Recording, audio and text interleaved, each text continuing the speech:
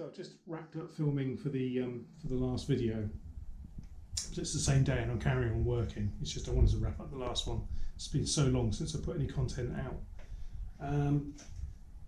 But I've basically realised that I've got to think about cutting a hole in the wall using a core drill for the vent for the extractor, because the extractor is going to be situated somewhere around about here.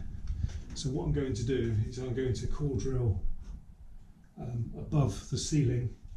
That way I don't have to be too critical, so when I come to put the extractor in, I can cut then anywhere in the ceiling afterwards, and I can just connect it with Flexi. It doesn't have to be directly lined up. So the first thing I need to do is kind of work out roughly where it's going to be. I'll show you outside in a moment why I need to know that. Obviously I need to make sure I'm not going to hit anything, not hit any obstructions or what have you. So I do know that the soil pipe is outside, and also there's a render bead that runs along here roughly. I need to work out where that is. So I think the easiest and quickest thing to do, I've got the window, so obviously I can see the window from the outside. I'm just going to get a rough measurement. I can see the top. The hole is going to be about 9 inches. This is the render bead I was on about outside. So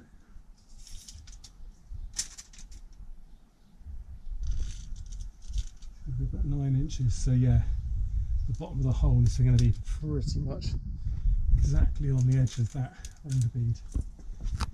So the soil pipe is 5 inches in from the edge of the window.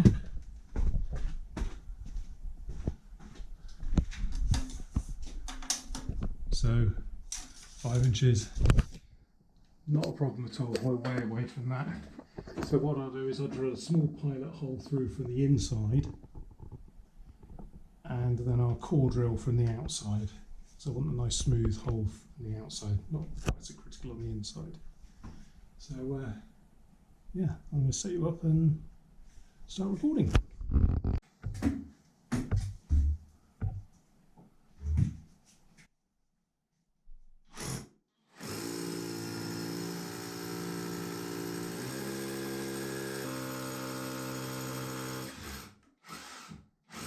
First skin.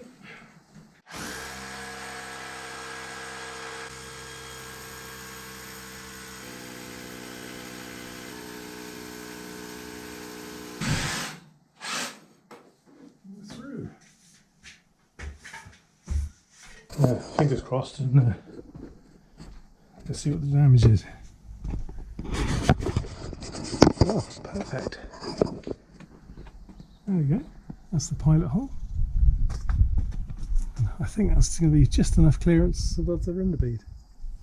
Okay, so the key to drilling large holes in blockwork or masonry or what have you is a core drill. The core drill is not just any drill, it's a little bit different in that it has a built-in clutch. And the idea being is with a core, because it has a much greater leverage, it can jar you and actually cause great injury. So the idea being is that the clutch will actually slip, so if it jams up, instead of it jarring you and hurting you, it will just slip and be much safer. So anyway, first thing to notice with the core drill is it's got a standard Jacobs chuck, 3-jaw chuck, rather than an STS which has like a single size chuck. And that will accept what we call an arbor, and this one's a hex arbor. You can actually get them with an STS shank, so it's very similar. So you can use an STS drill, and some STS drills do actually have a clutch built in, so they're absolutely fine to use it. But a core drill is designed for it. It's designed for those heavy loads. So that will fit into the standard 3-jaw chuck, and then that provides a screw fitting with a tapered end which will then fit onto your core. So it just screws in like so. we have this, which is used to basically locate the core with a pilot hole. So the size of masonry hole that I've drilled through using my SDS was the correct size for this. And that's basically got a tapered end, and that just fits in like so, and then that will centre that within the hole.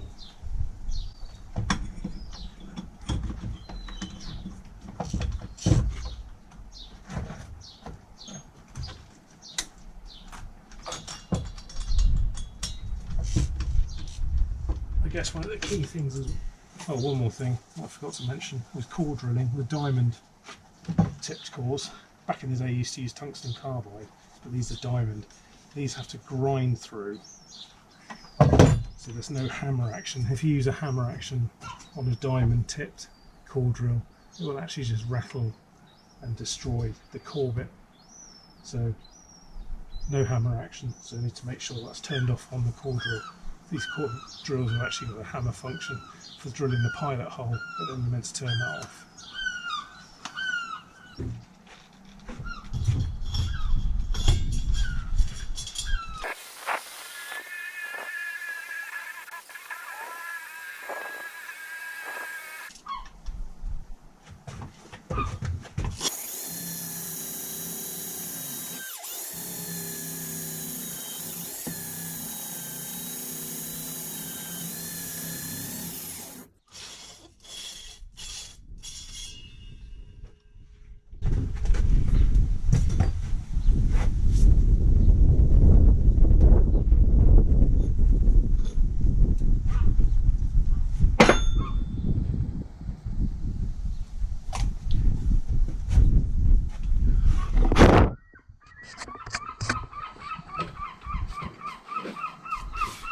What I should have done, what I forgot to do, was when you get a big hole started, you're actually meant to remove the pilot, and that will actually reduce the amount of resistance it takes. But what I found there is normally the core is long enough to go through the first skin, but what's happening here is it's bottomed out because of the thickness of the render, and it's not able to go entirely through. So what I'll have to do is I'll have to just break out, probably just through the render, or the top layer anyway, to finish coring through the first skin.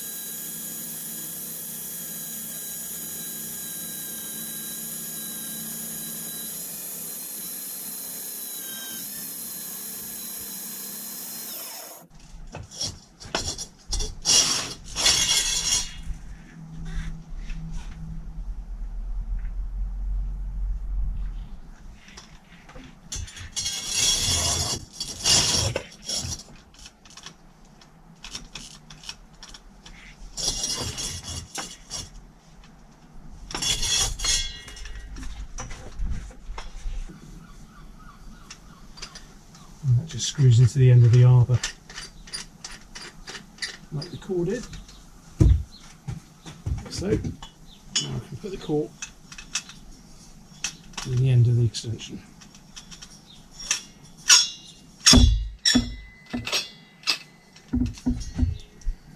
There's there's no need to tighten them because they will self-tighten.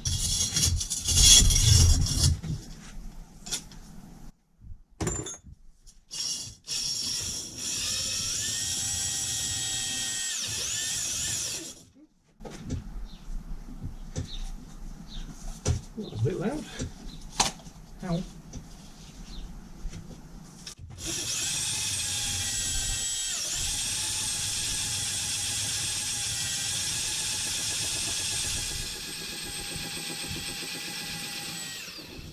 She lows.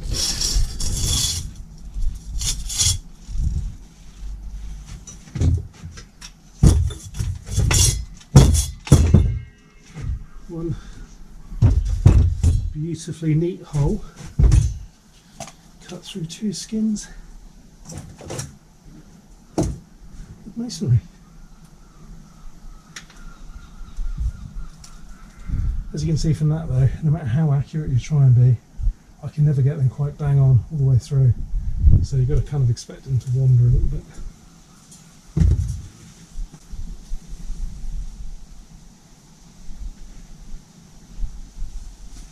Let's go and have a look on the inside. Okay. I was very wary of that, but that was fine. Things with the quarter, it was quite controllable. There you go, lovely neat hole. See, back in the day, you'd have had to have done that with a chisel and a hammer. Just slowly break it out. There's that. That's perfect. Lovely neat hole.